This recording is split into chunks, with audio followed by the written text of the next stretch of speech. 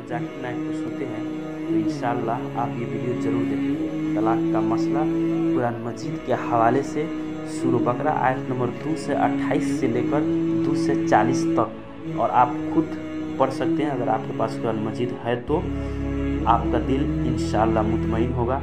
और मैं भी पहली बार जब डॉक्टर जाकिर नाइक को सुना था तो एकदम दिल मेरा मुतमईन हुआ, इसलिए मैंने आपको ये आयत का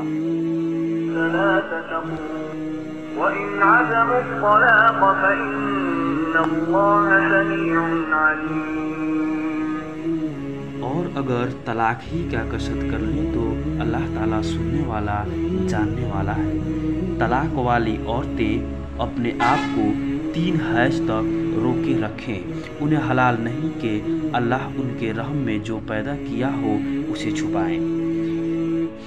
अगर उन्हें अल्लाह ताला पर और क़यामत के दिन पर ईमान हो, उनके खाविन उस मुद्दत में यानी कि 3 महीने तलाक हो जाने के बाद 3 महीने के अंदर वो चाहे तो लौटा लेने का पूरा हकदार है।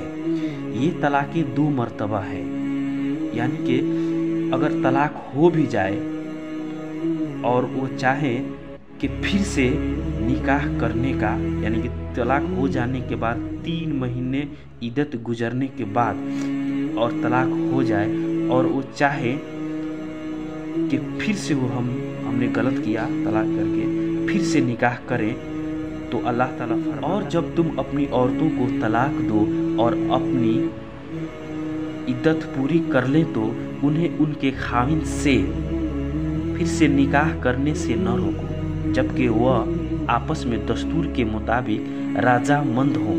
ये नसीहत उन्हें की जाती है जिन्हें तुम में से अल्लाह ताला पर और क़यामत के दिन पर यकीन व ईमान हो। उसमें तुम्हारी बेहतरीन सब पाकीज़गी है। अल्लाह ताला जानता है और तुम नहीं जानते। आमीन।